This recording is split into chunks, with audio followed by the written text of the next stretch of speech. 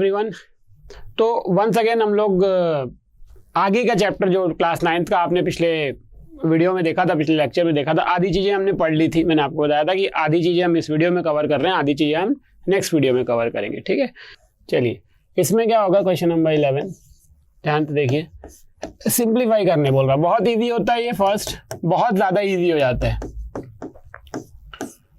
ठीक, आपने इससे पहले एक चीज़ पढ़ी होगी जो मोस्ट ऑफ द लोग पढ़ते हैं, वो होगा a प्लस बी का होल स्क्वायर। ये आइडेंटिटी आपने पढ़ी होगी, a square plus B square plus 2ab। Modi ji याद आ जाते हैं मेरे को, जब भी आइडेंटिटी में देखता होला मुझे हमारे ऑनरेबल पीएम मोदी जी याद आ जाते हैं। ठीक है, क्यों आते हैं, जिनको पता है उनको पता है। ठीक, तो आप देखिए ये अपन यहाँ पर एक्सप्रेशन लगा सकते हैं। यहाँ लिखिएगा यूजिंग a प्लस बी का whole square, a square plus B square plus 2ab। a की जगह में क्या है 3 है तो 3 का स्क्वायर, b की जगह में क्या है √3 है तो √3 का स्क्वायर प्लस 2 इंटू 3 इंटू √3, तो 3 का स्क्वायर हो जाएगा 9, √3 का स्क्वायर 3, इसको आप मल्टीप्लाई कर देंगे तो 6 √3, 3 2 = 6 √3, ये हो गया। यहाँ से आप 9 और 3 12 प्लस 6 √3, ये आपका आंसर आ गया यूजिंग डेसिमल एक्सप्रेशन। तो simplify each of the following expression में हमने इसको किया, तो अपने को क्या समझ में आया कि a प्लस बी का whole square is equal to हो जाएगा a square plus B square plus 2ab, तो 3 square plus √3 square plus 2 into 3 into √3, तो 3 का स्क्वायर 9, √3 का स्क्वायर 3, 6 √3, इनको जोड़ा तो 6 प्लस 12 प्लस 6 √3, ये जो है आपका आंसर आ गया। तो देख सकते हैं आप, बहुत इजी है। इसी तरीके से अगर अपन सेकंड वाले में जाएं, सेकंड वाला आप देखिए, देखिए आपको ना बेटा आई डोंट नो कि whether you have studied class 8th properly और नॉट, वो मेरे को नहीं पता।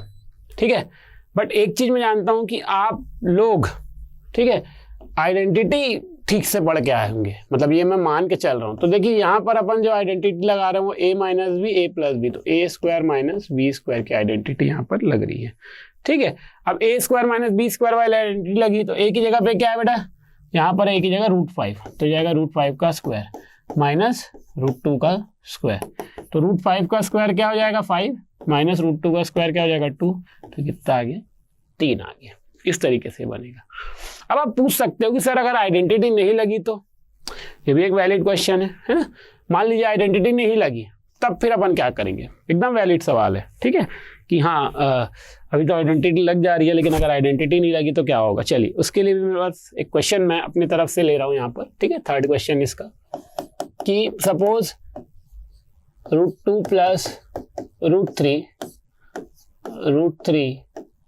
माइनस √5 इस तरीके से दिया हुआ है, तो क्या करेंगे। तो बेटा आप कुछ नहीं करिए, डिस्ट्रीब्यूटिव लॉ लगाइए। डिस्ट्रीब्यूटिव लॉ आपको पता है ना, उस लॉ को लगाइए, तो क्या हो जाएगा √2 multiply by √3 minus √5 plus √3 minus √5, इस तरीके से इसको बना लीजिए। क्लियर है, तो ये क्या हो जाएगा, मल्टीप्लाई किया तो √2 into √3 minus √2 into √5 plus √3 into √3 minus √3 into √5।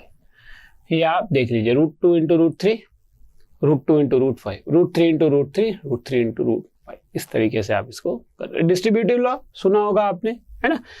Multiply कर दीजिए तो क्या हो जाएगा, ये √6 माइनस ये हो जाएगा √10, √3 इंटू √3 √9। अगर आप इस तरीके से बनाते हैं तो अब बताइए स्क्वायर रूट ऑफ 9 क्या होता है, 3 होता है, तो √6 माइनस √10 प्लस 3 माइनस √15। इसमें और कुछ फर्दर सिंप्लीफिकेशन नहीं होगा, अगर होता तो कर देते प्लस माइनस मल्टीप्लाई, अभी नहीं हो रहा है तो अभी अपने को इतना छोड़ना पड़ेगा। क्लियर है, सबको मेरी बातें समझ में आ रही होंगी, है ना। तो हमने क्या किया, सिंपली डिस्ट्रीब्यूटिव लॉ लगाया और मल्टीप्लाई कर दिया, बस इतना ही करना होता है। तो इस तरीके से सिंप्लीफाई हो जाता है। क्लियर है। अब एक बड़ी चीज अपन सीखने जा रहे हैं, दैट इज रैशनलाइजेशन, है ना। पहले एक सिंपल रैशनलाइजेशन का मतलब मैं आपको बताता हूँ क्या होता है, फिर अपन आगे बढ़ेंगे। ठीक है, अभी तक चीजें क्लियर होंगी आई थिंक, है ना, अभी तक कोई दिक्कत नहीं होगा। तो रैशनलाइजेशन क्या होता है पहले इसको समझते। देखिए बेसिकली रैशनलाइजेशन किया इसलिए जाता है कि डिनोमिनेटर से रूट वाले एक्सप्रेशन को हटाना जब होता है, पूरी तरीके से रूट को हटाना है, तब अपन रैशनलाइजेशन करते हैं ना। देखिए इसको बताने से पहले मैं एक सेकेंड काम करता हूँ। ये जो होता है स्टैंडर्ड फॉर्म, देखिए क्या होता है। अगर आपने लिखा हुआ है कि 1/√2, तो ये नॉन स्टैंडर्ड फॉर्म है, ये बिल्कुल भी स्टैंडर्ड कंसीडर नहीं किया जाएगा। This is a non standard, सही है बट नॉन स्टैंडर्ड फॉर्म। लेकिन अगर इसकी जगह पे ये लिखा हुआ है तो it is a standard form. क्यों? मतलब स्टैंडर्ड नॉन स्टैंडर्ड डिफाइंड तो नहीं है, मतलब मुझे तो किसी ने आज तक ऐसा नहीं पढ़ा है। लेकिन डिनोमिनेटर में क्या होता है, हम लोग एक होल नंबर लाते हैं, परफेक्ट स्क्वायर लाने की कोशिश करते हैं, उस चीज को, रूट को हटाने की कोशिश करते हैं। अगर ऐसा कोई नंबर है कि जो परफेक्ट स्क्वायर नहीं है, जो रूट में फंस रहा है, तो उसको हटाना पड़ेगा आपको, ये कंपलसरी है, ठीक है। तो इसको करने के लिए हम लोग को रैशनलाइजेशन करना पड़ता है। अब रैशनलाइजेशन कैसे होता है, देखिए मैं आपको बताता हूँ यहाँ पर रैशनलाइजेशन। अब वो आप डिनोमिनेटर का भी कर सकते हो और न्यूमरेटर का भी कर सकते हो, किसी का भी कर सकते हो, ठीक है। कोई ऐसा फिक्स नहीं है कि डिनोमिनेटर का बस होता है, लेकिन डिनोमिनेटर से मैक्सिमम हम लोग को हटाना होता है। तो अगर आपको बोल रहा है 1/√2, इसको करो रैशनलाइज, तो आप क्या करोगे, इसी नंबर से डिवाइड और मल्टीप्लाई कर दोगे। जो नंबर डिनोमिनेटर फंस रहा है, जिसको हटाना है आपको रूट से, उसी से मल्टीप्लाई और डिवाइड कर देना है इसको, ठीक है। तो ये क्या हो जाएगा, √2 1/√2, √2 × √2 2, इस तरीके से ये आ जाता है।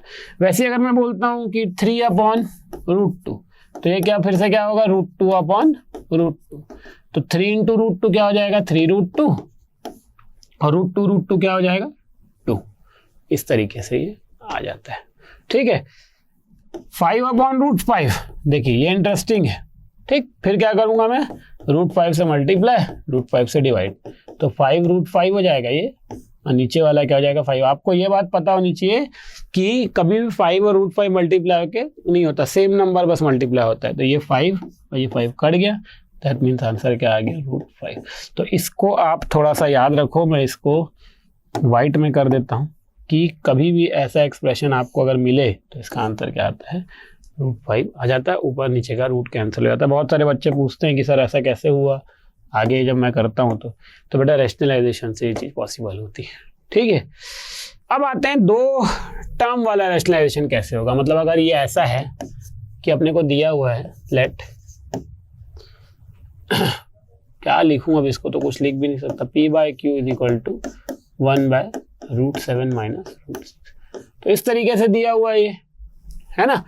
अब अपने को डिनोमिनेटर को रैशनलाइज करना है, याद रखना डिनोमिनेटर लिखा है वहां पर, डिनोमिनेटर को रैशनलाइज करना है। अब क्या करेंगे, सर आपने बोला था कि सेम नंबर से मल्टीप्लाई और डिवाइड कर देना, ठीक है। लेकिन अगर ये 2 टर्म वाला एक्सप्रेशन है ना, तो इसमें एक छोटा सा कैच चाहिए कि आपको बीच का साइन बदलना पड़ेगा। अगर माइनस है तो प्लस, प्लस है तो माइनस। तो आप यहाँ पर लिखेंगे रैशनलाइजिंग द डिनोमिनेटर, ये आपको लिखना पड़ेगा। तो इधर का कुछ नहीं करना है आपको, इसको ऐसे ही रहने दीजिए। ये क्या हो जाएगा, √7 - √6 × √7 + √6 करना है। बस इतना छोटा सा काम आपको करना है कि माइनस की जगह प्लस हो जाएगा, ठीक है। ये जो माइनस है ये प्लस में तब्दील हो गया। तो ऊपर तो 1 से मल्टीप्लाई करने से वही आया, √7 + √6। इधर आ जाएगा √7 का स्क्वायर माइनस √6 का स्क्वायर, ठीक। तो ये क्या होगा, √7 + √6, ठीक। ये आपको पता है, मैंने अभी बताया a - b a + b। पीछे जाते हैं थोड़ा सा, इससे और एक पीछे, ये देखिए a - b a + b यहाँ पर यूज करके हमने बनाया था।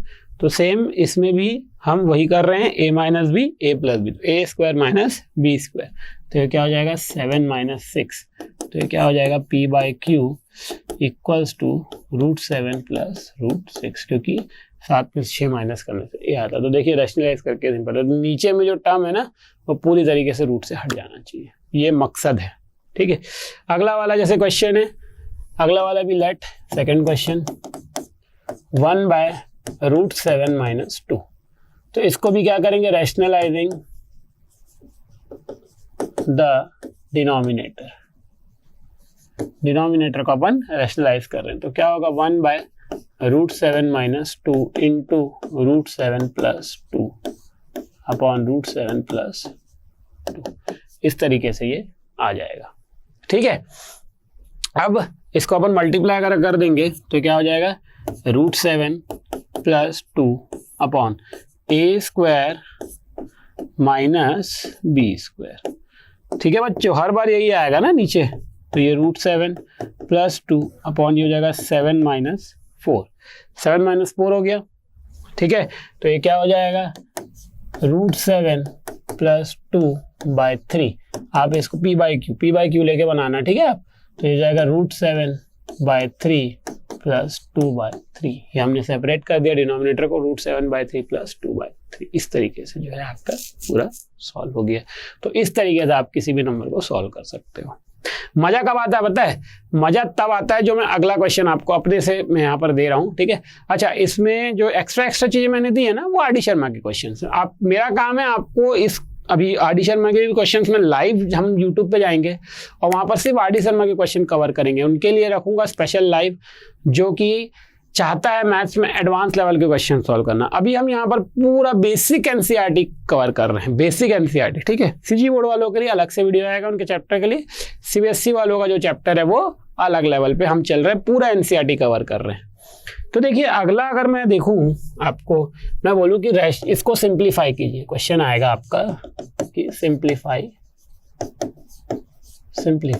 क्या √2 प्लस √3, नहीं एक मिनट, √3 प्लस √2 अपॉन √3 माइनस √2, इसको अपने को सिंप्लीफाई करना है, ये अपने को दिया हुआ है। ठीक है, तो क्या करेंगे अपन, सबसे पहले रैशनलाइजिंग द डिनोमिनेटर, हर बार जो अपन करते हैं, मैं लिख नहीं रहा हूँ, ठीक है, बार बार कौन लिखेगा, तो √3 प्लस √2 अपॉन √3 माइनस √2, इसी से इसको मल्टीप्लाई करेंगे, है ना, प्लस करके बस, और इसी से इसको डिवाइड करेंगे, साइन चेंज होगा, बता चुका हूँ मैं आपको, इम्प्लीकेशन साइन लगाइए। मजे की बात देखिए, ऊपर का दोनों सेम हो गया, तो दैट मीन्स ये क्या हो जाएगा √3 प्लस √2 का होल स्क्वायर, नीचे आ जाएगा √3 का स्क्वायर माइनस √2 का स्क्वायर, √3 प्लस √2 का होल स्क्वायर, नीचे आ जाएगा √3 का स्क्वायर माइनस √2 का स्क्वायर। तो देखिए ऊपर तो a प्लस बी का होल स्क्वायर लग गया, तो a² plus b² plus 2ab, नीचे आ जाएगा 3 माइनस 2, ये आ गया। ठीक है, तो ये क्या हो जाएगा 3 और 2, यहां पर आप देखिए ये हो जाएगा √3 इंटू √2, वो क्या हो गया √6, नीचे क्या हो जाएगा 1, तो 1 लिखने की खैर जरूरत नहीं होती, लेकिन फिर भी 5 प्लस 2√6, इस तरीके से ये सिंप्लीफाई हो जाएगा। अब यही क्वेश्चन में ना एक चीज बढ़ा के देता है कि आपको दे रहेगा, ये यहाँ तक खत्म हो गया, ठीक है, क्वेश्चन इज ओवर। यही क्वेश्चन कैसे दिएगा आपको एग्जाम में, √3 plus √2 upon √3 minus √2 is equal to a plus b √6, ऐसा दिए रहेगा ये क्वेश्चन। बच्चे इतना दिमाग नहीं लगा पाते, थोड़ा सा, इतना छोटा सा दिमाग है लेकिन बच्चे लगा नहीं पाते। तो आपको पहले क्या करना है, पूरा रैशनलाइज करके यहाँ तक लास्ट तक सॉल्व करना है। जब ये सॉल्व हो गया तो आप देखिए अलग से क्या लिखा हुआ 5 और यहाँ पर अलग से क्या लिखा हुआ a, इसका आंसर क्या आ गया 5 प्लस 2√6, और इस तरफ क्या दिया हुआ है a प्लस b √6। तो आप देखिए इधर a है इधर 5 है, that means a is equal to कितना हो गया 5 हो गया। अब देखिए यहाँ पर √6 से क्या मल्टीप्लाई 2, और यहाँ पर √6 से क्या मल्टीप्लाई है b, तो that means b is equal to क्या आ गया 2 आ गया। तो ये आपका आंसर है। क्लियर है, समझ में आया होगा आई थिंक। बहुत इंपॉर्टेंट, वेरी इंपॉर्टेंट, आपके 9th 10th 11th 12th के मैथ्स का जो बेस है ना, जो अलजेब्रा का सबसे बेसिक चीज है वो यही है, इसको याद रखना। Keep learning, keep growing, good bye.